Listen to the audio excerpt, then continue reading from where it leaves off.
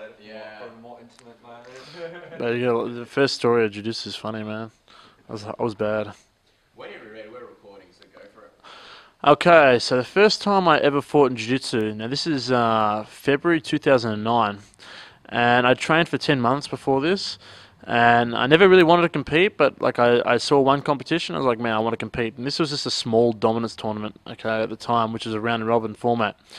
The night before, I was out with my cousin, and I remember we were out at it was some pub hotel, the OC, that's what it was called. And I knew we had to compete, so I was like, look, we'll just have like one or two drinks before, we compete and stuff. And I had one, and then I had two, and then he come back with a third. And before you know it, like totally forgotten that I was fighting the next day. So I guess it was like 4 o'clock in the morning now, and I'm hammered by this time.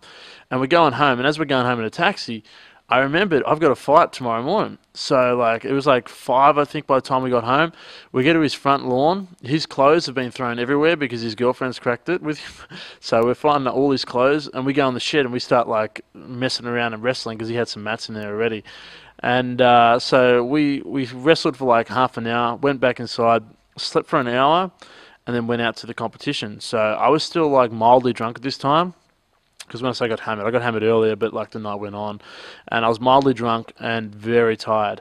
But it was good because like I had no adrenaline, so I was a lot less nervous than what I probably should have been.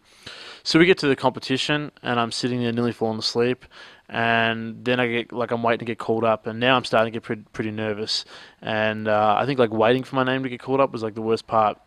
And I remember sort of sitting there leaning against the boxing ropes, feeling sick, and also feeling like I couldn't breathe properly because I was like getting anxious. And they called me up, so I went out there, and like I remember as soon as I went out there, everything went blank. Like I was just like everything sort of disappeared, and I felt really relaxed.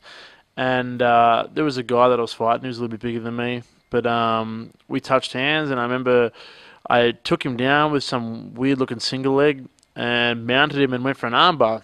But as I went for an armbar, his arm straightened, but then he turned.